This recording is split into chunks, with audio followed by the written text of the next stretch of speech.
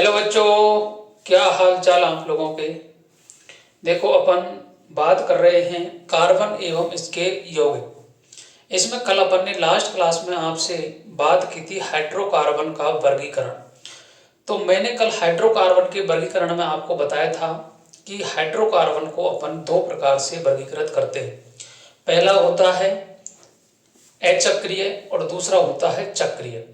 अचक्रिय का मतलब सीधा समझ में आना चाहिए कि जिसमें रिंग नहीं पाई जाती है, अर्थात वलय नहीं पाई जाएगी, उसे तो कहेंगे अचक्रिय। जिनमें वलय पाई जाएगी उन्हें कहते हैं चक्रीय हाइड्रोकार्बन। इसके बाद में मैंने बात की थी जो अचक्रिय होते हैं इनको अपन दो पार्ट में डिवाइड करते हैं। एक तो होते हैं संतृप्त जिन्हें बोलते हैं सैचुरेटेड, एक होते हैं असंतृप्त जिन्हें बोलते हैं अनसैचुरेटेड। तो सैचुरेटेड का मतलब है जिसमें कार्बन कार्बन के मध्य में एकल बंध मिलेगा, उसे क्या कहेंगे, संतृप्त हाइड्रोकार्बन। यदि कार्बन कार्बन के मध्य में डबल बॉन्ड हो या ट्रिपल बॉन्ड हो, द्विबंध हो या त्रिबंध हो, उन्हें बोलते हैं असंतृप्त हाइड्रोकार्बन। इसके बाद में बात करता हूं चक्रीय। ये दो प्रकार के होते हैं, एलिसाइक्लिक और एरोमेटिक। एलिसाइक्लिक का मतलब है जिसमें रिंग तो मिलेगी लेकिन उनका पूरा नेचर अचक्रीय हाइड्रोकार्बन के समान ही होता है, उन्हें बोलते हैं एलिसाइक्लिक। जैसे साइक्लोहेक्सेन, साइक्लोप्रोपेन, साइक्लोब्यूटेन, ये सारे किस नेचर के हैं बताओ, एलिसाइक्लिक नेचर के हैं, अर्थात ये नॉन एरोमेटिक है। दूसरा नाम क्या हो गया, नॉन एरोमेटिक। इसके बाद बात आती है एरोमेटिक क्या होते हैं। एरोमेटिक का मतलब होता है जो काली धुआं के साथ में चलते हों, हकल रूल का पालन करते हों, जैसे बेंजीन, नेफ्थलीन, एंथ्रासीन, ये सारे किसके एग्जाम्पल है बताओ, एरोमेटिक के एग्जाम्पल हैं। अब आप सोच रहे होंगे कि एग्जाम्पल इतने कम क्यों करवा रहे हो, क्योंकि बात करूं मैं 10th की एनसीईआरटी की। इसकी बात करते हैं 10th क्लास की एनसीईआरटी। तो 10th क्लास की एनसीईआरटी में जितना दे रखा है अपन उतना ही पढ़ाएंगे, क्योंकि हाइड्रोकार्बन के मैं अगर वर्गीकरण की बात करूं तो जब अपन पढ़ते हैं किसमें, नीट वाले बच्चों को पढ़ाते हैं, नीट और जेई वाले बच्चों को, तो वहां जो हाइड्रोकार्बन का क्लासिफिकेशन होता है उसमें अपन आईयूपीएसी नोमेनक्लेचर वगैरह करवाते हैं, तो 15 से 20 घंटे की क्लास होती है। लेकिन अपन को 40 मिनट में इसको पढ़ना है और कम से कम एक क्वेश्चन सही करना है अपने को। तो एक क्वेश्चन सही करेंगे तो उसके लिए अपन नॉर्मल पढ़ेंगे, काम की बातें पढ़ेंगे जो हमारे काम की हैं, उसके अलावा कुछ भी नहीं पढ़ेंगे। देखिएगा, मैं बता देता हूं आपको एक बार एनसीईआरटी।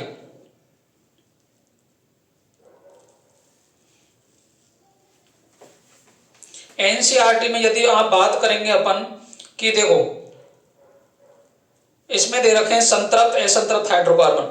देखिएगा एक बार, संतृप्त असंतृप्त हाइड्रोकार्बन। इसके बाद में अगर मैं बात करूं आगे, तो देखो मैंने कल आपको बता दिए थे methane, ethane, propane, butane, pentane और हेक्सेन। अब इनकी क्या दे रखी है, खुली संरचना दे रखी है, इसकी भी अपन बात कर लेंगे। मैंने आपको बताया था कि कार्बन की वैलेंसी कितनी होती है, 4 होती है, तो 4 बॉन्ड बना सकता है ये। तो वैलेंसी को कंप्लीट कौन करेगा, हाइड्रोजन कंप्लीट करेगा। इसके बाद में अपन को ओपन स्ट्रक्चर पढ़ लेंगे अपन। कल मैंने आपको बेंजीन समझा दिया था, साइक्लोहेक्सेन भी समझा दिया था। इसके बाद में आज अपन पढ़ेंगे आईयूपीएसी नोमेनक्लेचर और सजातीय श्रेणी। आई बात समझ में। इसके बाद में अपन रासायनिक अभिक्रिया पढ़ लेंगे और रासायनिक अभिक्रिया पढ़ने के बाद में अपन एथेनॉल को पढ़ लेंगे और एसिटिक एसिड को पढ़ लेंगे। इसमें देखो कुछ दे रखे हैं, जैसे आपको ये एनसीईआरटी में पढ़ना आना चाहिए, क्यों जलते हुए पदार्थ ज्वाला उत्पन्न करते अथवा नहीं करते, ये करना है। कोयले तथा पेट्रोलियम पदार्थ अलग से क्लास आएगी। इसके बाद में रासायनिक अभिक्रियाओं की मैं बात करूंगा आपके साथ में। इसके बाद में एथेनॉल की बात करेंगे और सजीव प्राणियों पर एल्कोहल का क्या दुष्प्रभाव पड़ता है, ये पढ़ लेंगे। इसके बाद में ईंधन के रूप में एल्कोहल को किस प्रकार उपयोग में किया जाता है, एथेनॉल के गुणधर्म पढ़ेंगे अपन, अभिक्रियाएं पढ़ेंगे इसकी। और एक क्लास में आपके सावन और अपमार्जक अलग से आएगा वो, ठीक है। तो इस तरीके से अपन 10th क्लास की जो एनसीईआरटी में कार्बन एवं इसके कंपाउंड दे रखे हैं उस चैप्टर की बात कर रहे हैं। आई बात समझ में आपको। तो अपन उतना ही पढ़ेंगे जो आपके 10th लेवल के प्री रीट में आने वाला है, क्योंकि ये क्लास रीट के लिए इंपॉर्टेंट है और क्लास 10th के बच्चों के लिए इंपॉर्टेंट है। यदि इसमें अपन हाई लेवल लेकर के जाएंगे तो बच्चे वैसे वीडियो को नहीं देख रहे और अगर हाई लेवल का पढ़ा दिया तो वो वैसे नहीं देख पाएंगे। तो इसलिए अपन इसमें नॉर्मल तरीके से, सामान्य तरीके से पढ़ेंगे। क्योंकि आपको जैसे पूछता है ब्यूटेनॉन में कौन सा क्रियात्मक समूह है, तो अब देखो नीट की जो तैयारी कर रहा है उसको ऐसे क्वेश्चन पूछोगे तो कट ऑफ और बढ़ेगी।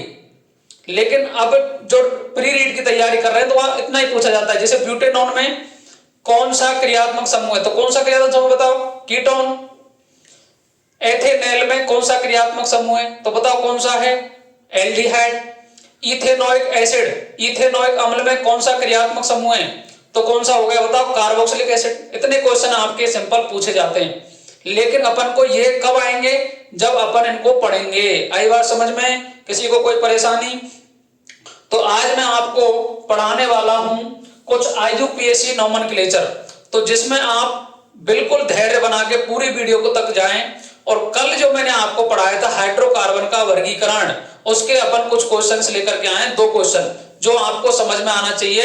ये क्वेश्चन आपके लेवल के हैं और पूछे जा सकते हैं। तो पहला क्वेश्चन क्या कहता है, देखिएगा।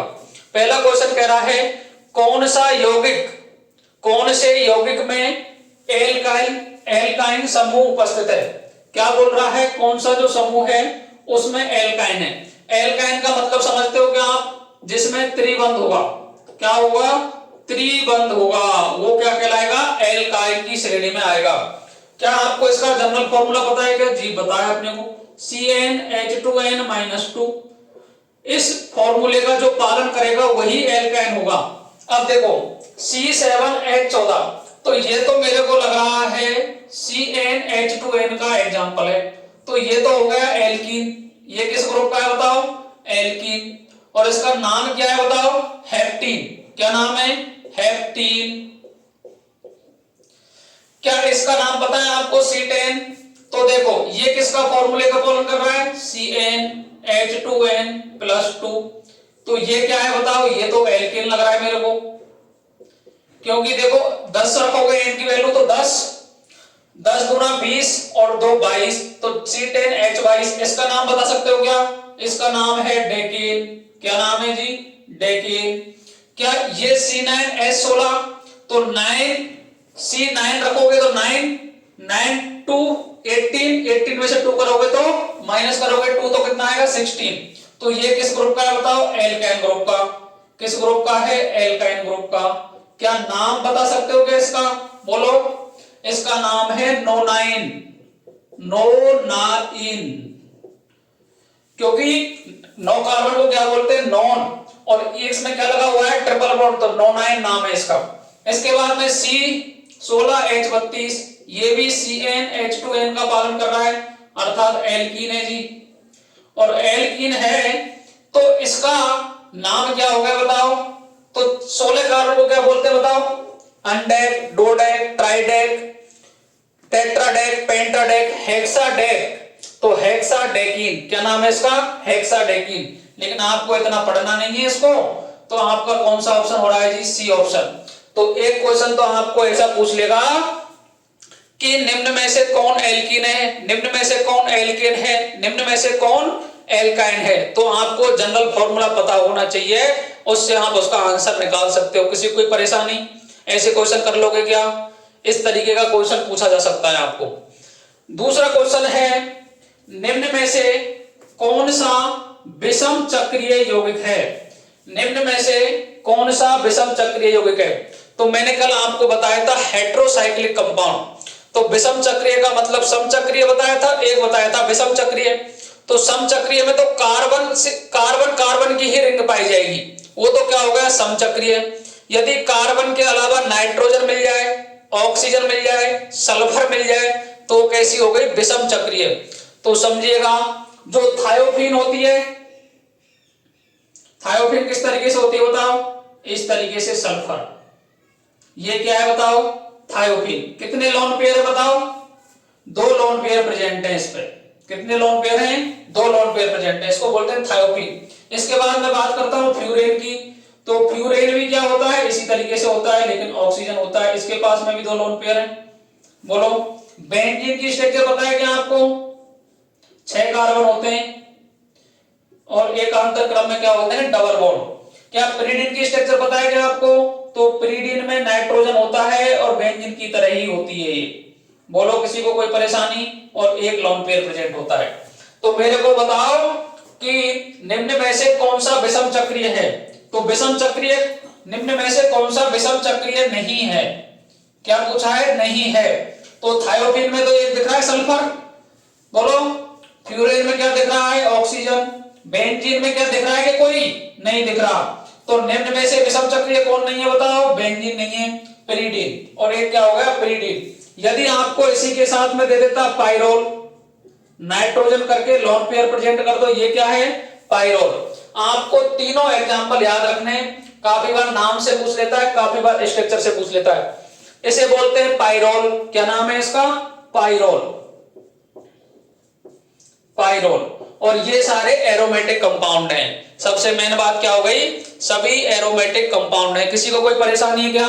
बोलो, कर लोगे इस तरीके से? अब समझेंगे अपन कुछ एग्जांपल, ठीक है, आईयूपीएसी नोमेनक्लेचर के।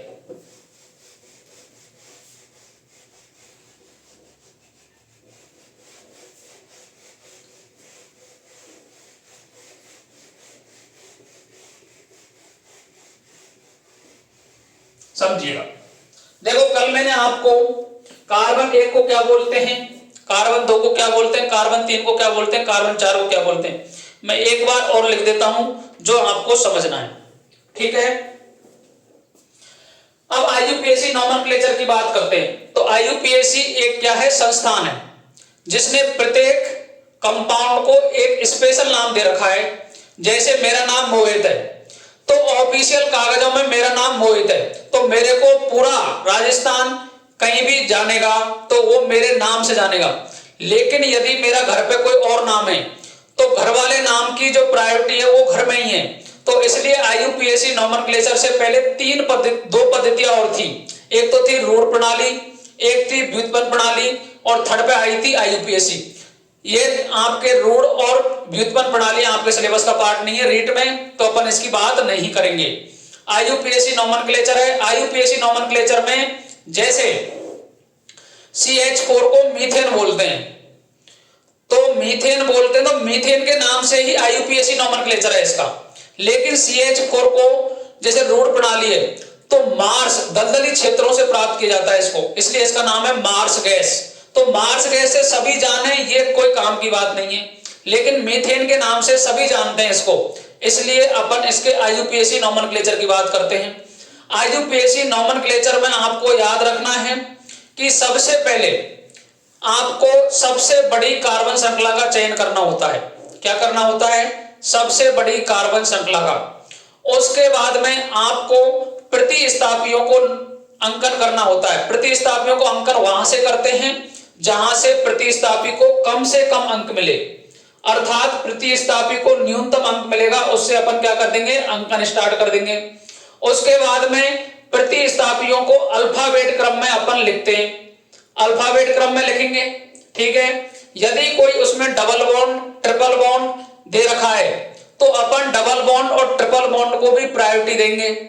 और अपन को यदि कोई फंक्शनल ग्रुप दे रखा है, क्रियात्मक समूह, तो क्रियात्मक समूह दे रखा है तो क्रियात्मक समूह से ही अपन क्या करेंगे? नाम स्टार्ट करेंगे। उसका नाम स्टार्ट करने का मतलब है उसकी नंबरिंग होगी, वो क्रियात्मक समूह से ही होने वाली है। यदि एक से ज्यादा क्रियात्मक समूह उपस्थित हैं, जो क्रियात्मक समूह प्रायोरिटी में ऊपर आएगा उसका अपन यूज करेंगे अनुलग्न सफिक्स, और बाकी के जितने भी क्रियात्मक समूह दे रखे हैं उनका अपन यूज करते हैं अनुलग्न। अनुलग्न का मतलब हो गया उनका यूज करते हैं अपन पूर्वलग्न प्रीफिक्स, और जो प्रायोरिटी में ज्यादा है उसका यूज करते हैं अनुलग्न अर्थात सफिक्स। आई बात समझ में? किसी कोई परेशानी? इतना ज्यादा आपके सिलेबस में नहीं है, 4-5 ही दे रखे हैं, आपको आसानी से याद हो जाएंगे, ठीक है। तो इसके लिए मैं एक ट्रिक है इसमें, देखो, यदि आपको कोई भी आईयूपीएसी नोमेनक्लेचर लिखना है तो सबसे पहले लिखते हैं द्वितीय पूर्वलग्न को। द्वितीय पूर्वलग्न का मतलब होता है प्रतिस्थापी अंकन के साथ में जो प्रतिस्थापी दे रखे हैं उनका लिखते हैं पहले तो, और उसके बाद में प्राथमिक पूर्वलग्न। यदि कोई साइक्लो कंपाउंड है अर्थात रिंग वाला कंपाउंड है तो उसमें अपन यूज करते हैं साइक्लो। उसके बाद में जनक शब्द, जनक शब्द का मतलब है सबसे बड़ी कार्बन श्रृंखला का चयन करते हैं अपन, सबसे बड़ी कार्बन श्रृंखला का चयन करते हैं। उसके बाद में प्राथमिक अनुलग्न। प्राथमिक अनुलग्न का मतलब होता है कि जो कार्बन श्रृंखला दे रखी है आपको जनक, उसमें सिंगल बॉन्ड है तो एन, डबल बॉन्ड है तो इन, ट्रिपल बॉन्ड है तो आयन, और यदि कोई क्रियात्मक समूह दे रखा है तो उसे अपन यूज करते हैं द्वितीय अनुलग्न के रूप में। किसी को कोई परेशानी? अब समझ लो कि कौन कौन क्या है। तो मैंने कल आपको बताई दी थी, फिर मैं दोबारा बता रहा हूं आपको। तो देखो, जनक शब्द में जो आएंगे, यदि कार्बन की श्रृंखला एक है, क्या है? कार्बन की श्रृंखला एक है तो उसे बोलेंगे मैथ। क्या बोलेंगे? मैथ। यदि कार्बन की संख्या 2 है उसे बोलेंगे एथ। क्या बोलेंगे? एथ। कार्बन की संख्या 3 है उसे बोलेंगे प्रो। कार्बन की संख्या 4 है उसे बोलते हैं ब्यूट। कार्बन की संख्या 5 है उसे बोलते हैं पेंट। कार्बन की संख्या 6 है उसे बोलते हैं हेक्स। क्या बोलते हैं? हेक्स। कार्बन की संख्या 7 है उसे बोलते हैं हेक्ट। कार्बन की संख्या 8 है उसे बोलते हैं ऑक्ट। कार्बन की संख्या 9 है उसे बोलते हैं नॉन। और कार्बन की संख्या यदि 10 दे रखी है उसे बोलते हैं डेक। किसी को कोई परेशानी? ये आपको याद रखने, ये जनक में आएंगे यूज। जो जनक कार्बन श्रृंखला है उसमें यूज होंगे, जनक कार्बन श्रृंखला में। इसके बाद में मैंने आपको बताया था, यदि एकल बंध है, क्या है? एकल बंध है, तो जो अनुलग्न है, क्योंकि अब पूर्वलग्न तो होगा नहीं, इसका अनुलग्न ही होगा, और अनुलग्न को बोलते हैं सफिक्स। वो यूज करेंगे एन। क्या यूज करेंगे? एन। यदि द्विबंध है, द्विबंध है, तो जो अनुलग्न होगा, सफिक्स यूज होगा, वो यूज होगा इन। यदि त्रिबंध है तो सफिक्स यूज होगा आयन। किसी को कोई परेशानी? यहां तक कोई भी परेशानी नहीं होनी चाहिए। बोलो। अब ये मैंने आपको बता दिया जनक शब्द। अब मैं बताता हूं आपको द्वितीय पूर्वलग्न। तो द्वितीय पूर्वलग्न में सबसे पहले हम डालेंगे प्रतिस्थापी। प्रतिस्थापी, और इधर लिखेंगे उनके पूर्वलग्न। क्या लिखेंगे? पूर्वलग्न।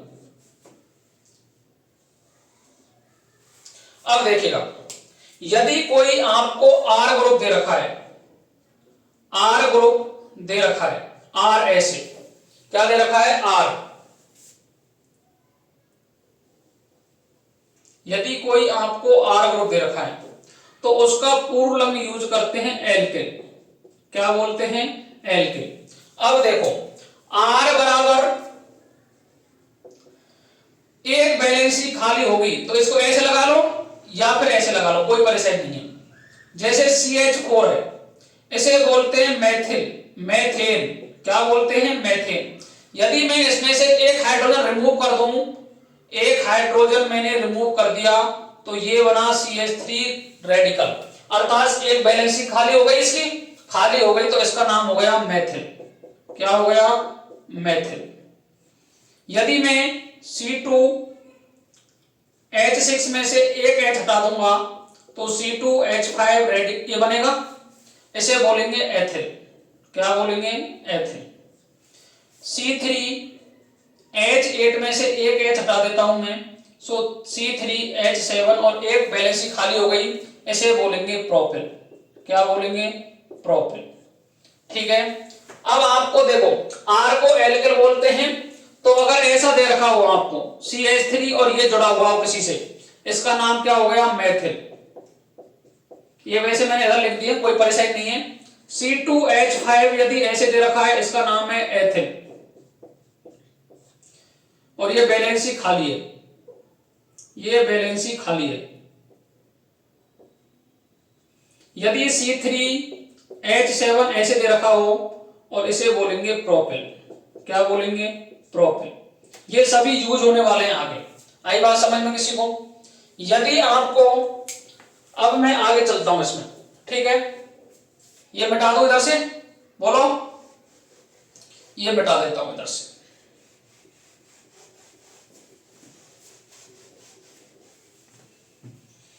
अब यदि आपको सेकंड दे रखा हो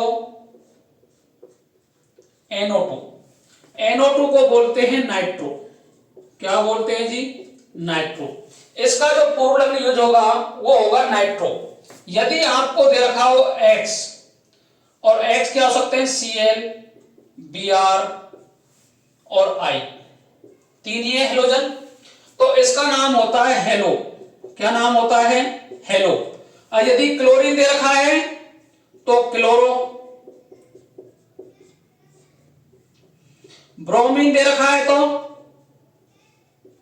ब्रोमो, आयोडीन दे रखा है तो आयोडो। ये इनके नाम हो जाएंगे पूर्व लग्न के रूप में। यदि ये पूर्व लग्न के रूप में उपयोग में हो रहे हैं तो इनके ये क्या हो जाएंगे? नाम हो जाएंगे। यदि आपको दे रखा हो ये NO, N double bond O, तो इसे बोलते हैं नाइट्राइट। क्या नाम है इसका? नाइट्राइट। क्या नाम है? नाइट्राइट। यदि आपको OH दे रखा हो, OH, यदि अपन इसका पूर्व लग्न यूज करेंगे तो इसका करेंगे हाइड्रोक्सी। क्या नाम है इसका? हाइड्रोक्सी। आई बात समझ में? यदि मैं बात करूं, आपको दे रखा हो N डबल बॉन्ड O, तो इसे बोलते हैं नाइट्रोसो। क्या नाम है? नाइट्रोसो। किसी को कोई परेशानी? आपको याद कौन कौन से करने बताओ? आपको याद होने चाहिए एक तो एल्किल ग्रुप वाले, कोई भी आपको देख ले, यदि सिंगल बॉन्ड, अब देखो ये सभी सिंगल बॉन्ड में मिलेंगे आपको, तो मेथेन का मेथिल, एथेन का एथिल, प्रोपेन का प्रोपिल, ब्यूटेन का ब्यूटिल, पेंटेन का पेंटिल, हेक्सेन का हेक्सिल, हेप्टेन का हेप्टिल, ऑक्टेन का ऑक्टेन, नोनेन का नोनेल, डेकेन का डेकेन। आई बात समझ में? यदि आपको दे रखा हो NO2 ग्रुप तो इसको बोलते हैं नाइट्रो। इसका क्या यूज करेंगे? नाइट्रो। यदि आपको क्लोरीन, ब्रोमीन, आयोडीन दे रखी है तो इसका यूज करते हैं हेलो। और यदि आपको इस तरीके से बॉन्ड बना के दे रखा हो तो इसे बोलते हैं नाइट्राइड, और इसको ऐसे भी लिख सकते हैं O नाइट्राइड, क्योंकि ऑक्सीजन से जुड़ेगा ना, तो O नाइट्राइड। OH दे रखा हो तो हाइड्रोक्सी, और NO दे रखा हो तो नाइट्रोसो। क्या बोलेगा? नाइट्रोसो। आई बात समझ में? किसी को कोई परेशानी? यही आपको पूर्व लग्न दे जाएंगे। किसी को कोई परेशानी? अब मैं बात करता हूं क्रियात्मक समूह की, जो आपके सिलेबस में दे रखे हैं और वो याद होने चाहिए। तो देखो, सबसे पहले अपन लिखेंगे क्रियात्मक समूह। क्रियात्मक समूह, इधर लिखेंगे पूर्व लग्न। यदि एक से ज्यादा किसी भी आपको IUPAC नोमेनक्लेचर में फंक्शनल ग्रुप दे रखे हैं, क्रियात्मक समूह दे रखे हैं, तो आप जो वरीयता में सबसे ऊपर है उसका तो यूज करोगे अनुलग्न। अनुलग्न का मतलब है सफिक्स, और बाकी का यूज करोगे पूर्व लग्न।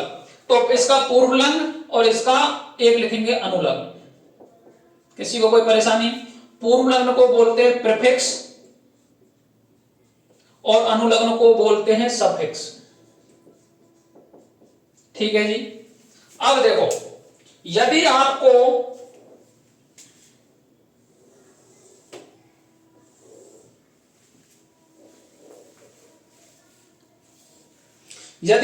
क्रियात्मक समूह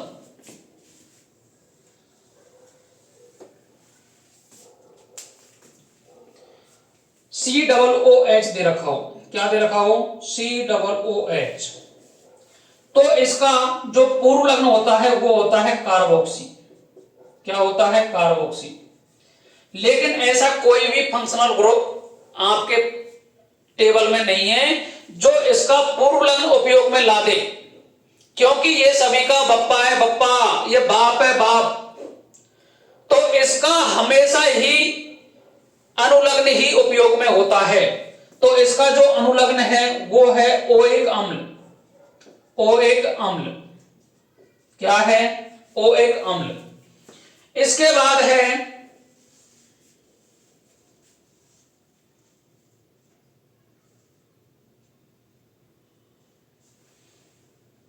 CN। CN का जो पूर्व लग्न होता है वो होता है साइनो। क्या होता है? साइनो। और इसका अनुलग्न होता है कार्बोनाइट्राइल। कार्बोनाइट्राइल।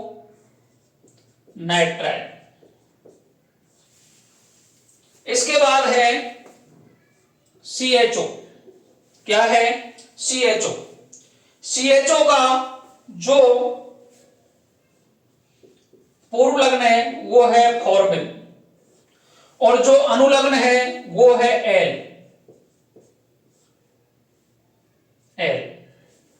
ठीक है। इसके बाद है कीटोन। कीटोन में दोनों R होने चाहिए, अर्थात R का मतलब है R बराबर CH3 होना चाहिए। R बराबर CH3। इसका जो है वो है कीटोन का, या तो आप यूज कर लो कीटो या यूज कर लो ऑक्सो। और इसका जो अनुलग्न है वो होता है ओन। क्या होता है? ओन। इसके बाद मैं बात करता हूं OH की। इसका जो पूर्व लग्न है वो है हाइड्रोक्सी और इसका जो अनुलग्न है वो है ऑल। क्या है जी? ऑल।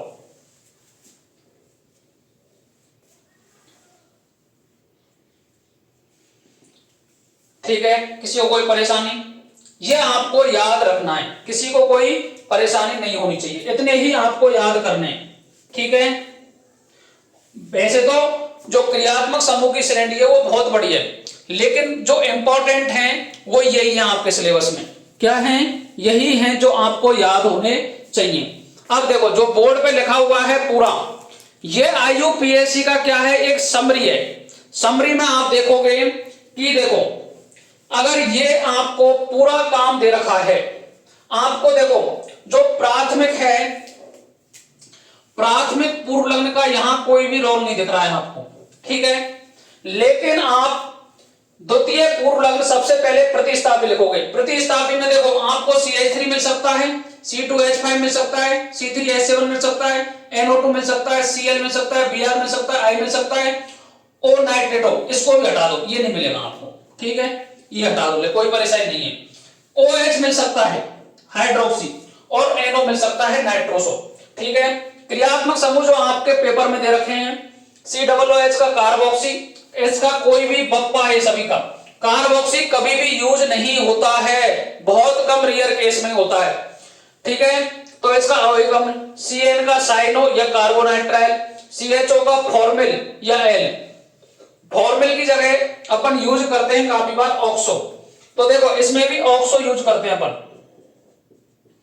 ऑक्सो कब यूज करते हैं? जब जो CHO होता है उसका जो कार्बन होता है ये यदि जनक श्रृंखला का भाग हो, जनक श्रृंखला का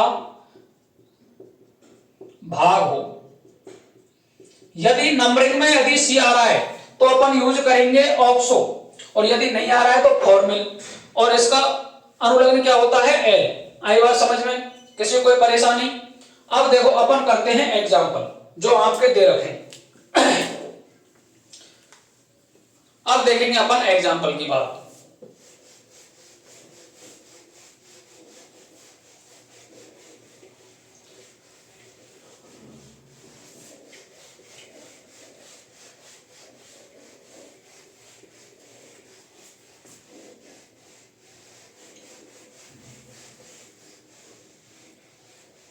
एक और समझिएगा कि देखो मैं कुछ एग्जांपल लेता हूं आपके सामने, जैसे C2H5, एक होता है संघनित सूत्र। क्या होता है? संघनित सूत्र। एक होती है खुली संरचना, खुली संरचना, और एक होती है बंद लाइन, बंद रेखा। ये आपके क्या है? तीन तरीके की अपन किसी भी कंपाउंड को रिप्रेजेंट करने का तरीका होता है। ठीक है। अब जैसे C2H5 है, C2H5 है तो तो अपन इसको कैसे कर सकते हैं बताओ, बोलो। खुली श्रृंखला में तो अपन जैसे इसको कर सकते हैं संगनित सूत्र में CH3 C2H6 इस तरीके से करेंगे। लेकिन अपन इसको ऐसे कैसे कर सकते हैं बोलो, CH3 का होल 2 भी लिख सकते हैं, किसी कोई परेशानी। या फिर अपन इसको खुली संरचना करते हैं। खुली संरचना में जैसे और मैं बताऊं, इसमें इसको लिख सकते हैं अपन CH3 ठीक है। यदि मैं प्रोपेन की बात करूं C3H8 की, तो अगर इसको ओपन करके लिखेंगे तो CH3 CH2 CH3 ऐसे लिखना होगा। लेकिन संगनित सूत्र में कैसे लिख सकते हैं, CH3 CH2 CH3, ये संगनित सूत्र हो गया इसका। इसके बाद मैं बात करता हूं खुली श्रृंखला की। तो देखो सबसे पहले मैं समझाता हूं C2H6 को आपको। तो कार्बन कितने हैं, 2 हैं, तो कार्बन को जोड़ दो। कार्बन की वैलेंसी कितनी होती है, 4 होती है, तो हाइड्रोजन लगाओ 6, तो 2 ये लग गए, 1 ये लग गया, 1 ये लग गया, 1 ये लग गया, 1 ये लग गया। तो ये क्या होगा इसकी संरचना। एक होती है बंद रेखा, तो बंद रेखा में इस तरीके से शो करेंगे इसको, एक कार्बन ये रहा और एक कार्बन ये रहा। यदि मैं C3H8 की बात करता हूं तो C3H8 को कैसे करेंगे, 1 2 3 H H H H H H H H, ये किसकी स्ट्रक्चर हो गई, C3H8 की। किसकी हो गई, C3H8 की। क्या बंद लाइन द्वारा शो कर सकता हूं इसको, बिल्कुल कर सकते हैं। लो, 1 कार्बन 2 कार्बन 3 कार्बन, इसमें कोई परेशानी। इस तरीके से ये संरचनाएं होती हैं। लेकिन अपन करेंगे अब एग्जाम्पल। किसकी बात करते हैं, एग्जाम्पल की।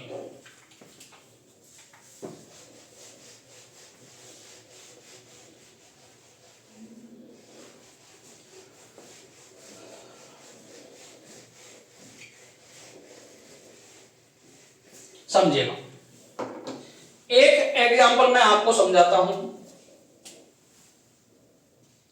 एग्जाम्पल 5 एग्जाम्पल करेंगे अपन, उसमें आपको कंप्लीट समझ में आ जाना चाहिए।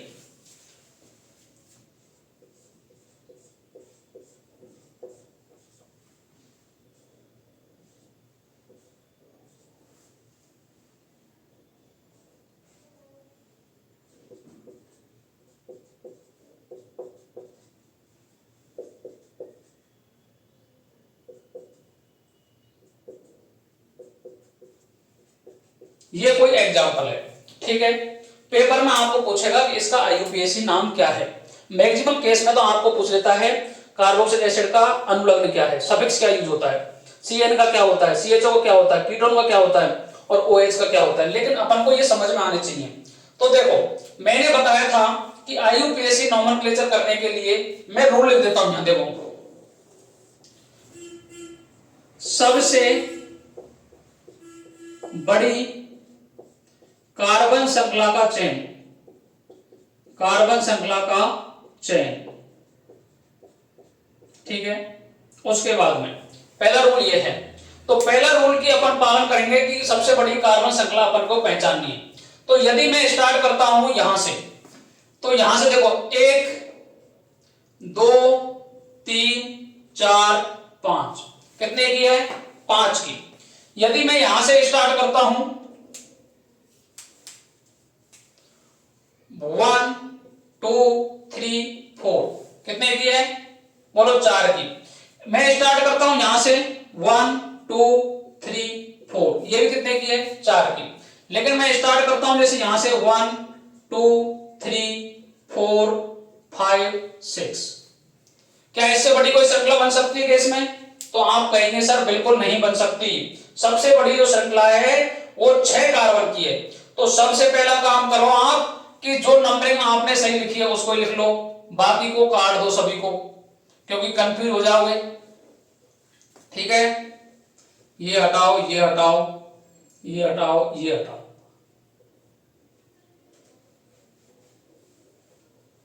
तो देखो 1 2 3 4 5 6, 1 2 3 4, 1 2 3 4 5, 5 से ज्यादा नहीं बन रही। यही एक ऐसी है जो 6 बन रही है। सबसे पहले कर दो कवर, इसको क्या कर दो जी, कवर। एक बार नंबरिंग ऐसे दे ली, एक बार मैं नंबरिंग इसमें उल्टी करता हूं, 1 2 3 4 5 6, दो तरीके से नंबरिंग कर ली मैंने। अब मेरे को करना है दूसरा, प्रतिस्थापी को कम से कम अंक मिले, उधर से नंबरिंग करते हैं, अंकन देते हैं, उधर से अंकन करते हैं। प्रतिस्थापी को कम से कम अंक मिले, उधर से क्या करेंगे, इसको अंक देंगे अपन। तो देखो 1 2 3, यहां प्रतिस्थापी को 3 नंबर मिल रहा है, एक को मिल रहा है 4, तो देखो एक को तो मिल रहा है 3 और एक को मिल रहा है 4, यही मिल रहे हैं क्या, एक तो 3 पर प्रतिस्थापी है और एक क्या है 4 पर प्रतिस्थापी है। उसके बाद में यदि मैं यहां से नंबरिंग करता हूं तो 1 2 3, 1 2 3, एक को 3 पे मिलता है और दूसरे को कहां मिल रहा है, 4 पे मिलता है। तो इसमें आपको कंफ्यूज बिल्कुल नहीं होना है, कहीं से भी नंबरिंग कर लो, दोनों साइड से प्रतिस्थापी को 3 और 4 नंबर मिल रहे हैं। आई बात समझ में, किसी कोई परेशानी? तो देखो अब उसके बाद में नंबरिंग कर दी, उसके बाद में प्रतिस्थापी का नाम उसके अंग्रेजी वर्णमाला के अनुसार पढ़ते हैं, अंग्रेजी वर्णमाला के अनुसार लिखते हैं। अब देखो इसका नाम क्या है, बोलो मैथिल। क्या नाम है, मैथिल। और मैथिल में मैं आ रहा है तो पहला क्या है, मैथिल, एम से स्टार्ट हो रहा है। इसका भी नाम क्या है बताओ, मैथिल। ये भी कहां से स्टार्ट हो रहा है, एम से। तो कोई भी परेशानी नहीं है, दोनों मैथिल हैं तो कोई परेशानी नहीं है, ठीक है। यदि एक जैसे प्रतिस्थापी उपस्थित हों तो 2 के लिए डाई, 3 के लिए ट्राई, 4 के लिए टेट्रा, 5 के लिए पेंटा यूज करते हैं, पेंटा का उपयोग करते हैं, ठीक है। अब देखो ये कितने प्रतिस्थापी हैं, 2 हैं और क्या है, समान। एक जैसे प्रतिस्थापी का मतलब हो गया समान प्रतिस्थापी हैं, तो एक जैसे ही है, क्या एक जैसे ही है। तो उनके लिए यदि 2 दे रखे तो डाई, 3 दे रखे तो ट्राई, 4 दे रखे तो टेट्रा। तो इसका नामकरण कर दूं मैं, अब बोलो। तो नामकरण करूंगा तो देखो एक तो है 3 पर और इसे लिखते हैं कॉमा द्वारा, 3 पर है एक, तो एक है 4 नंबर पर, 3 4। क्या दोनों प्रतिस्थापी सेम है, क्या दोनों प्रतिस्थापी सेम है, तो किस यूज का यूज करेंगे, डाई। 3 4 डाई, 2 है ना, कि कौन से बताओ, मैथिल। मैंने आपको बताया था कि इस तरीके से दे रखा है तो मैथिल, इस तरीके से दे रखा है तो एथिल, इस तरीके से दे रखा है तो प्रोपिल। बोलो ये इस तरीके से दे रखा है तो नाम क्या हो गया, मैथिल। 3 4 डाई मैथिल। कितने कार्बन की श्रृंखला है बताओ, 6 कार्बन की। 6 कार्बन का नाम क्या होता है बताओ, हेक्स। क्या नाम है, हेक्स। हेक्स नाम है, क्या हेक्स। क्या मेरे को बताओ सिंगल बॉन्ड है क्या, सभी में सिंगल बॉन्ड है, तो द्वितीय पूर्व लग्न हो गया, प्राथमिक है नहीं इसमें, इसको नहीं लिखेंगे।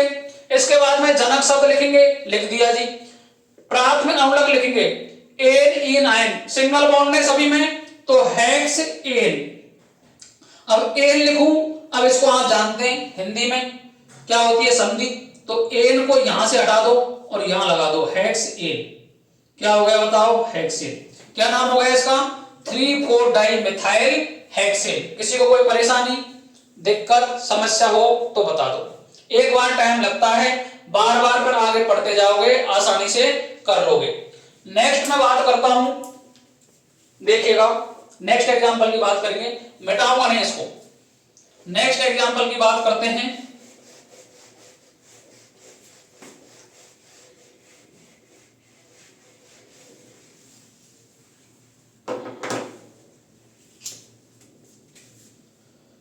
एक, दो, तीन, चार, पांच।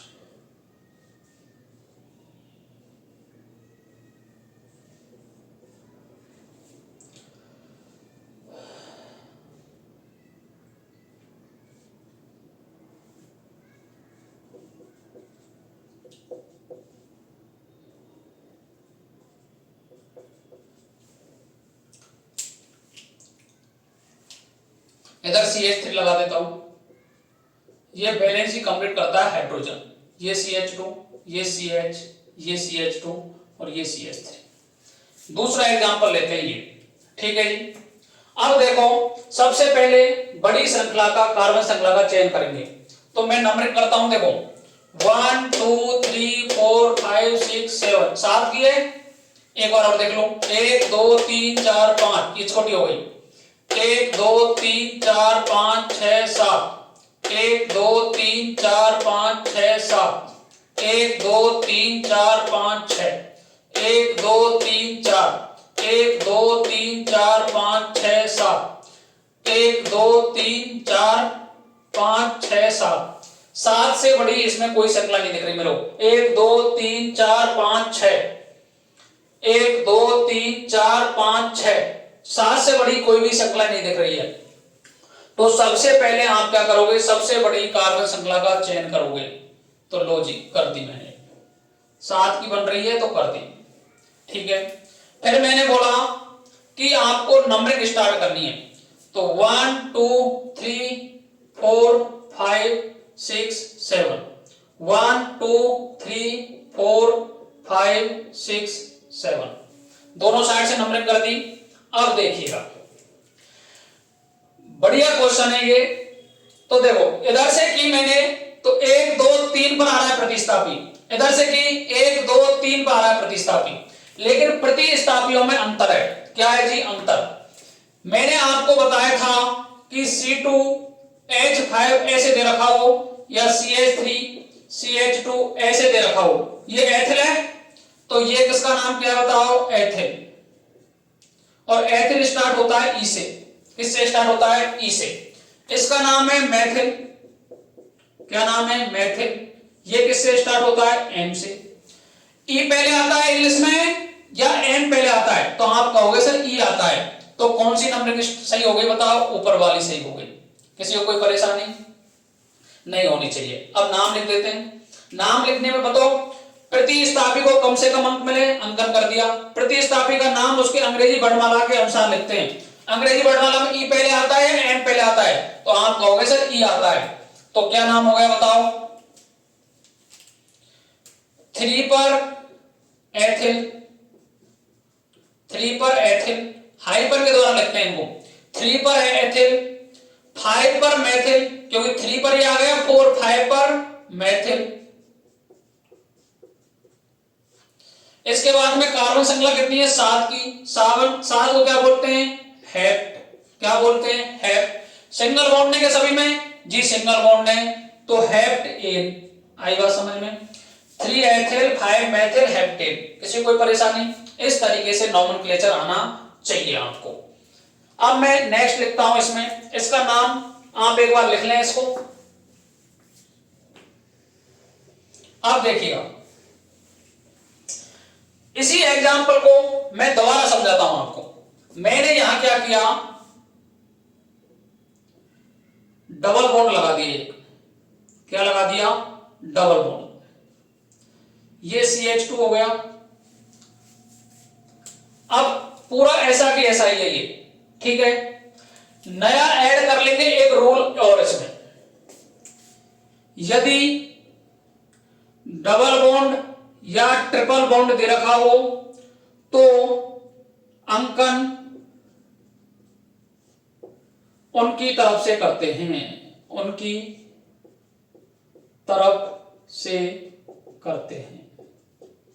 अब समझिएगा, प्रतिस्थापी को चाहे कम से कम अंक मिले कोई भी परेशानी नहीं है, लेकिन आपको याद रखना है कि डबल बॉन्ड दे रखा हो या ट्रिपल बॉन्ड दे रखा हो तो चाहे प्रतिस्थापी को कम से कम अंक मिल रहा है दूसरी साइड से, उसको छोड़ देंगे।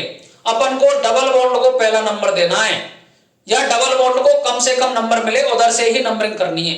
ये कान में बैठा लो बात को। तो देखिएगा, अब नंबरिंग कहां से होगी बताओ? अब नंबरिंग इधर से होगी क्या? नहीं, अब नंबरिंग होगी नीचे वाली। कहां से होगी? नीचे वाली, ऊपर वाली नहीं होगी। तो देखो नाम, अब देखिएगा 3 इधर 5, तो पहले इंग्लिश में के पूरे रूल ऐसे कैसे चलेंगे? तो पहले आ जाएगा 5 एथिल, 3 मैथिल,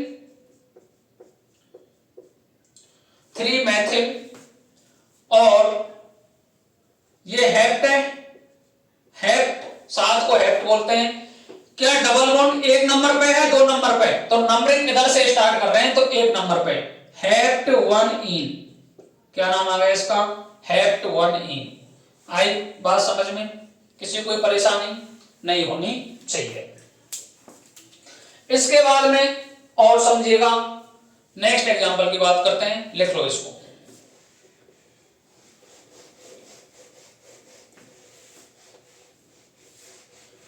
ये क्रियात्मक समूह का क्या है? वरीयता क्रम है। जो मैंने लिखा है ना, ये वरीयता क्रम ही है इसका। आपके इतने सिलेबस में इतनी ही बात करेंगे अपन, बाकी नीट में पूरा पेज भरवाता हूं, पूरा लिखवाता हूं, कौन कार्बन श्रृंखला चेन में होगी कौन नहीं होगी, कोई परेशानी वाली बात नहीं है। लेकिन आपके सिलेबस का ये पार्ट है नीट में, इतना ही याद कर लो, इससे ही काम हो जाएगा। नेक्स्ट रूल कर लो, क्रियात्मक समूह, क्रियात्मक समूह का, क्रियात्मक समूह का अनुलग्न, अनुलग्न तथा अंकन, अंकन, अंकन किधर से करेंगे? क्रियात्मक समूह को मिल रहा अंकन, क्रियात्मक समूह, क्रियात्मक समूह की तरफ से करते हैं। किससे करते हैं? क्रियात्मक समूह की तरफ से करते हैं। प्रायोरिटी में है तो अनुलग्न यूज करेंगे, प्रायोरिटी में नहीं है तो पूर्वलग्न यूज करेंगे। एग्जांपल नंबर 3, एग्जांपल, कितना टाइम हो गया समझिएगा। CH3 CH2 OH। अब मेरे को बताइएगा, यदि क्रियात्मक समूह एक ही दे रखा है तो कोई परेशानी नहीं है। मैं नंबरिंग स्टार्ट करूंगा तो नंबरिंग किधर से करूंगा बताओ? 2 ही साइड है अपने पास नंबरिंग के लिए, 1 2 1 2, लेकिन मैंने क्या लिखा है? सारी बातें एक साइड है। क्रियात्मक समूह दे रखा है तो अंकन क्रियात्मक समूह की तरफ से करते हैं, चाहे प्रतिस्थापी कितने ही जुड़े हो, कोई भी परेशानी नहीं है। तो नंबरिंग नीचे वाली सही हो गई। अब वो मेरे को बोलो, 2 कार्बन को क्या बोलते हैं? एथ। क्या बोलते हैं? एथ, एथ बोलते हैं क्या?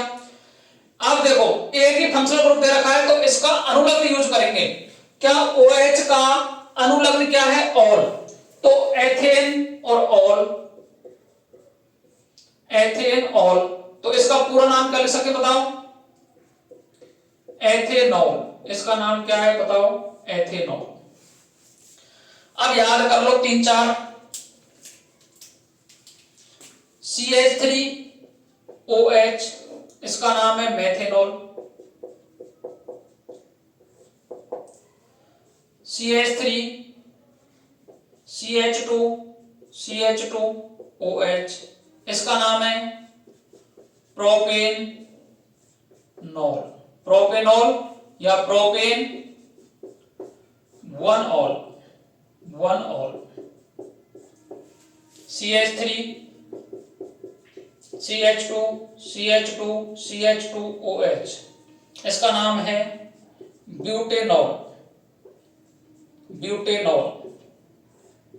रेट में इतना ही लेवल है, आपको पूछ लेगा ब्यूटेनॉल में कौन सा क्रियात्मक समूह है, तो कौन सा है बताओ भैया, एल्कोहल। आई बात समझ में? क्या आपको सभी में एक CH2 का अंतर दिखाई दे रहा है क्या? इसे बोलते हैं होमोलोगस सीरीज। क्या बोलते हैं? Homologous series. आई बात समझ में? क्या बोलते हैं जी? Homologous series.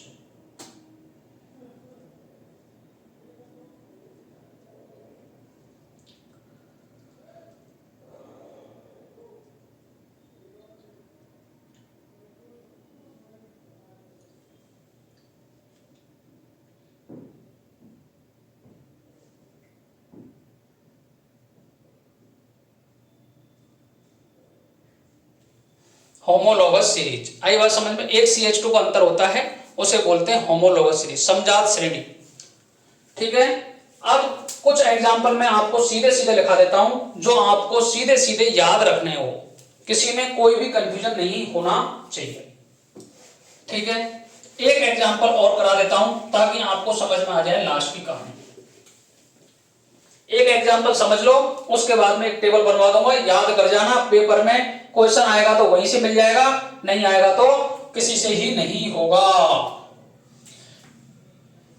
CH3 C C C C COOH,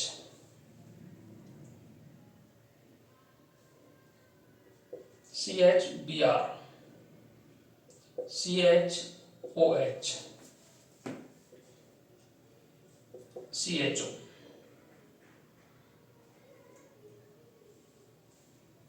NO2। ऐसा कोई आपको मिल जाए, ऐसा example very very less quantity है इसकी आने की, बहुत कम पूछे जाने वाला एग्जाम्पल है, लेकिन सबसे बुरी कंडीशन होगी तब भी अगर आ जाए तो आपको किस तरीके से ये सॉल्व करना है समझिएगा। देखिएगा, COOH सभी का बाप है क्या? ये रहा बप्पा, ये रहा, इसका क्या यूज होगा? अनुलग्न। तो याद रख लेना, यदि COOH नहीं है तो उसके बाद CHO हो तो CHO प्रायोरिटी मिलेगी। अब देखो, यदि किसी के घर में बाबा है, फिर पापा है, फिर चाचा है, फिर भैया है, फिर छोटा भाई है, फिर खुद हो, तो सबसे पहले यदि बाबा जिंदा है तो बाबा का नाम ही चलेगा क्या? बोलो, बिल्कुल चलेगा। यदि बाबा नहीं है तो उसके बाद में पापा का नाम आएगा क्या? बिल्कुल पापा का नाम ही आएगा। यदि पापा भी नहीं है तो उसके बाद में चाचा का नाम आएगा, चाचा भी नहीं है तो फिर बड़े भाई का नाम आएगा, बड़ा भाई भी नहीं है तो फिर खुद का नाम आने वाला है। क्या उनके होते हुए आपका नाम आ सकता है क्या? नहीं। ये ही फंक्शनल ग्रुप की सीरीज में है। यदि आपको कार्बोक्सिलिक एसिड दे रखा है तो सबसे पहले अनुलग्न उसका ही यूज होगा और वह कहेगा, उधर से ही नंबरिंग स्टार्ट होगी, चाहे कितने ही प्रतिस्थापी कहीं भी जुड़े हो। यदि वो नहीं है तो फिर साइनाइड का नंबर आएगा। साइनाइड से पहले सल्फोनिक एसिड है, एनहाइड्राइड है, लेकिन आपकी जो टेबल में दे रखे हैं उस हिसाब से बता रहा हूं मैं। COOH को नंबर आएगा, फिर साइनाइड को आएगा, फिर CHO को आएगा, फिर कीटोन को आएगा, उसके बाद में OH आने वाला है। इससे पहले अगर वो प्रेजेंट हैं ऊपर वाले तो उनका अनुलग्न यूज करेंगे और जो नीचे वाले दे रखे उनका पूर्वलग्न यूज करने वाले हैं अपन। आई बात समझ में? तो देखिएगा, क्या COOH सभी का बाप है क्या? बिल्कुल बाप है, तो नंबरिंग स्टार्ट इधर से ही होने वाली है, चाहे कुछ भी हो जाए। 1 2 3 4 5 6 सबसे पहले नंबरिंग स्टार्ट कर दी आपने, बिल्कुल सर। यदि आपको COOH का जो कार्बन है, यदि कार्बन के रूप में जितने भी फंक्शनल ग्रुप दे रखे हैं आपको, उन सभी को आपको नंबरिंग में करना है। ये बात याद रख लो, पेरेंट चेन में काउंट करना ही करना है। तो देखिएगा, यहां से मैंने स्टार्ट की नंबरिंग, तो 1 2। अब देखो 2 पर है नाइट्रो, क्या है? नाइट्रो, और नाइट्रो किससे स्टार्ट होता है? N से। ये है फॉर्मिल, क्या नाम है इसका जी? अब देखो CHO को क्या यूज करेंगे अपन? फॉर्मिल। क्या आपने इसको रिंग में काउंट किया है कि नंबरिंग की है किससे? नहीं। तो इसका यूज करेंगे फॉर्मिल। क्या यूज करेंगे? फॉर्मिल। ये स्टार्ट होता है एफ से। इसको बोलते हैं हाइड्रोक्सी। हाइड्रोक्सी स्टार्ट कहां से होगा बताओ? एच से। ये है ब्रोमीन, तो ये होगा ब्रोमो। और ब्रोमो स्टार्ट कहां से होता है? बी से। मैंने क्या बताया? सबसे पहले अंकन उस तरफ से करेंगे जहां क्रियात्मक समूह है। बिल्कुल सही है जी। सबसे बड़ी कार्बन श्रृंखला का चयन कर लेंगे, कर लीजिए। प्रतिस्थापी को कम से कम अंक मिले उधर से अंकन करेंगे। जब ये बाप बैठा है यहां तो उसके बाद इनकी नहीं चलने वाली, तो नंबरिंग तो हो गई। प्रतिस्थापी का नाम उसके अंग्रेजी वर्णमाला के अनुसार लिखेंगे। ये काम होगा, यहां अंग्रेजी वर्णमाला के अनुसार नाम लिखना पड़ेगा। एक से ज्यादा प्रतिस्थापी हो तो डाई डाई। क्या एक से ज्यादा प्रतिस्थापी तो हैं, लेकिन एक ही प्रतिस्थापी एक से ज्यादा बार नहीं है, अलग अलग हैं, तो सभी के नाम भी अलग अलग ही आने वाले हैं। तो लिख दो नाम, अब बोलो, देखिएगा। नाइट्रो एफ एच बी, सबसे पहले मेरे को पता है बी आता है, तो देखो 5 ब्रोमो, 5 ब्रोमो। उसके बाद में एच आता है, एफ आता है, तो बताओ ई एफ, एफ आएगा, तो एफ 3 पा रहा है। 3 फॉर्मिल, 3 फॉर्मिल। उसके बाद में बताओ एच आता है या एन आता है? एच आता है। 4 हाइड्रोक्सी, 4 हाइड्रोक्सी। फिर 2 नाइट्रो। उसके बाद में कार्बन श्रृंखला 6 हेक्सेनोइक अम्ल। क्या नाम होगा इसका? हेक्सेनोइक अम्ल। किसी को कोई परेशानी है तो बता दो, ये आपको आना चाहिए। इसके बाद में एक और है साइक्लोवारा। तो साइक्लो इस तरीके से अगर आपको दे दे, ठीक है, तो इधर मैंने जैसे CH3 लगा दिया, ठीक है, इधर मैंने CH2 CH3 लगा दिया, ठीक है जी। अब नंबरिंग आपको सबसे पहले आप क्या यूज करोगे? कार्बन श्रृंखला यूज करोगे। तो सबसे पहले आप नंबरिंग इधर से करोगे, इधर से, तो इधर से करेंगे 1 2 3, क्योंकि इधर इथाइल है और इधर मिथाइल है, तो इथाइल से करना है अपने को, ठीक है। तो नाम क्या होगा बताओ? 1 एथिल, 2 मेथिल साइक्लोप्रोपेन। क्या नाम है इसका? साइक्लोप्रोपेन। किसी को कोई परेशानी समस्या हो तो बता दो। इस तरीके से आपको ये चीजें आनी चाहिए। IUPAC इतना आना चाहिए आपको। आई बात समझ में? अब मैं कुछ आपको सीधे सारणी बना के दे रहा हूं, याद कर लो, वहीं से पेपर मिल जाएगा आपको।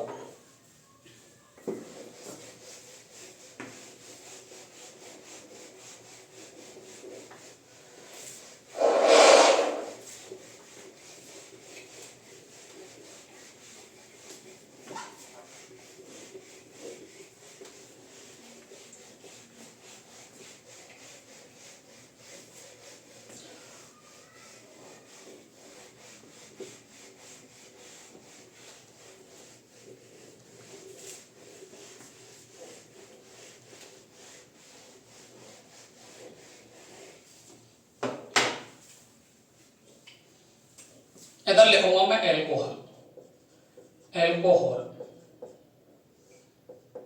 यदि आपको OH ग्रुप दे रखा है तो इधर लिखूंगा मैं एल्डिहाइड, एल्डिहाइड। यदि CHO ग्रुप दे रखा है तो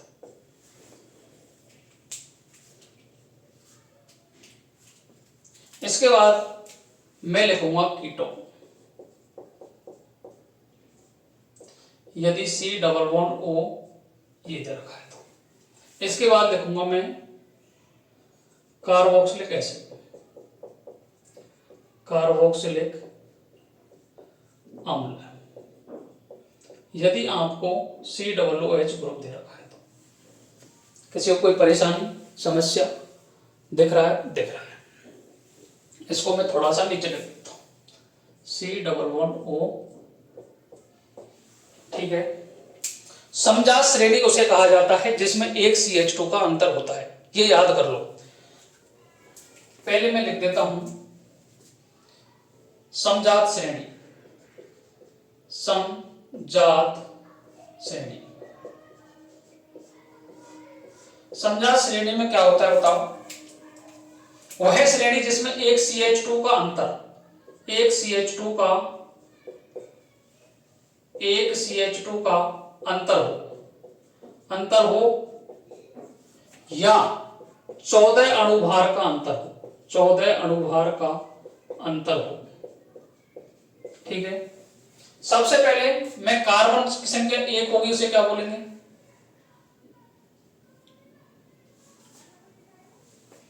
कार्बन की संख्या 2 होगी तो क्या बोलेंगे 3, कार्बन की संख्या 4, कार्बन की संख्या 5। इतना याद कर लो, इससे काम हो जाएगा। देखो कार्बन की संख्या 1 हो गई तो इसे बोलेंगे CH3OH। CH3OH इसका नाम है मेथेनॉल। क्या नाम है, मेथेनॉल। एल्डिहाइड में एक कार्बन ज्यादा है तो CH3CHO, लेकिन इसका एक कार्बन वाला भी होता है HC=OH, HCHO। इसे क्या बोलते हैं, CH2O। इसे बोलते हैं फॉर्म एल्डिहाइड, एल्डिहाइड इस नाम से प्रसिद्ध है। दूसरा नाम भी है इसका मेथेनेल, मेथेनेल।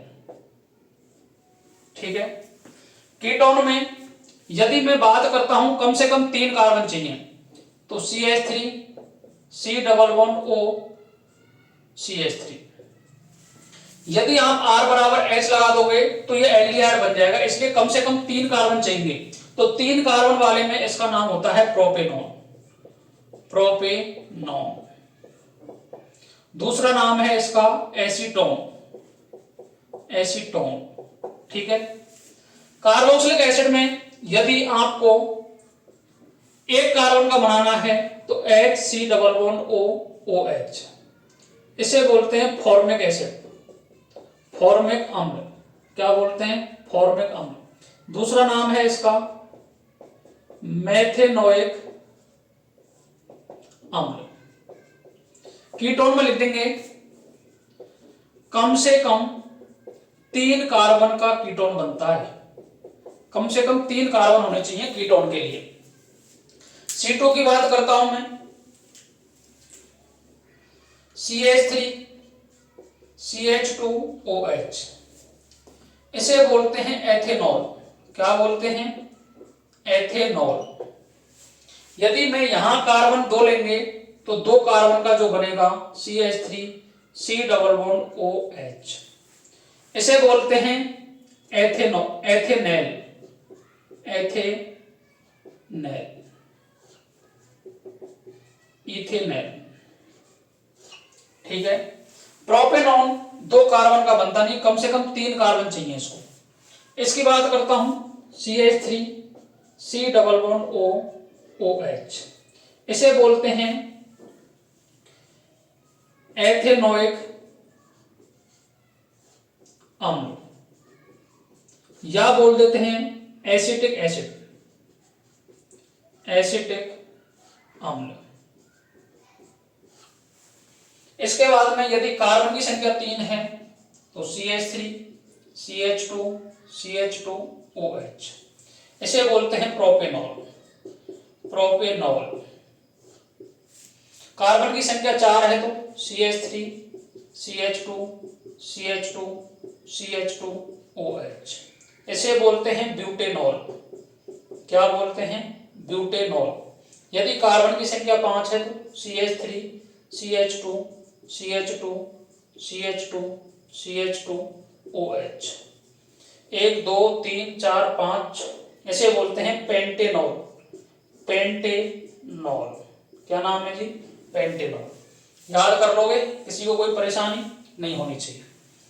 इसमें मैं अगर बात करूं 3 कार्बन की तो CH3CH2CHO।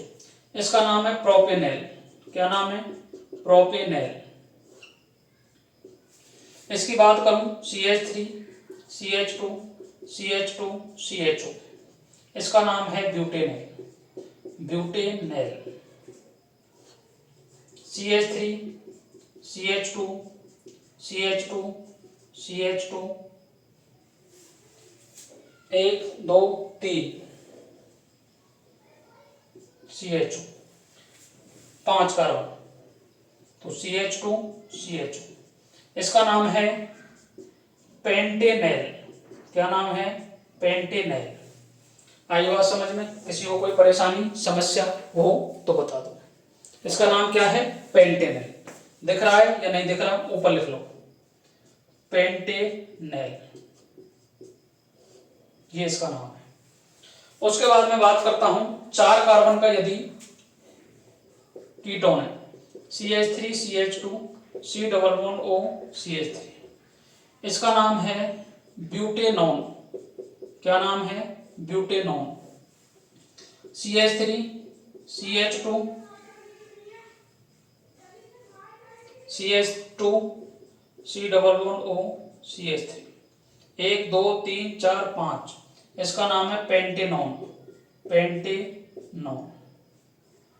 इसका दूसरा नाम भी हो सकता है पेंटेन-2-ऑन। इसका और नाम भी हो सकता है यदि यहां लगा हो तो पेंटेन-3-ऑन। अर्थात आप समझ सकते हैं नंबरिंग आपको कीटोन ग्रुप के हिसाब से ही देनी है। ठीक है, ये है पेंटेनॉन अर्थात पेंटेन-2-ऑन। ठीक है, इधर की बात करता हूं, CH3 CH2 C double OH, इसका नाम है प्रोपेनोइक अम्ल। प्रोपेनोइक अम्ल। 4 कार्बन होंगे तो CH3 CH2 CH2 C double OH, इसका नाम है ब्यूटेनोइक अम्ल। ब्यूटेनोइक अम्ल। 5 कार्बन है तो CH3 CH2 CH2 CH2 C double OH, pentanoic अम्ल। पेंटेनोइक अम्ल। याद रखना है इसका सफिक्स होता है ओइक अम्ल। ओइक अम्ल। इसका सफिक्स होता है ऑन। इसका होता है एल। एल। इसका होता है ऑल। आई बात समझ में? तो समझिएगा, IUPAC नॉमेनक्लेचर की कंप्लीट वीडियो 0 से हीरो लेवल तक देख लें ताकि आपका एक एक कॉन्सेप्ट बिल्कुल क्लियर हो जाए। क्या आपने 27,000 फीस भर के क्या ये चीजें आपने पढ़ी थी क्या, वो भी पहचान लें। आज नहीं तो कल आपको ये वीडियो देखनी ही पड़ेगी क्योंकि पेपर का लेवल बढ़ता हुआ जा रहा है। पेपर का लेवल बढ़ेगा तो क्वेश्चन की जो नंबर ऑफ क्वेश्चंस की वैरायटी है वो भी बढ़ेगी और इनके लिए आपको अच्छा कंटेंट ही पढ़ना पड़ेगा। आई बात समझ में? तो आज के लिए रखते हैं यहीं तक। Thank you very much. Radhe Radhe. जय श्री कृष्णा। जय श्री श्याम।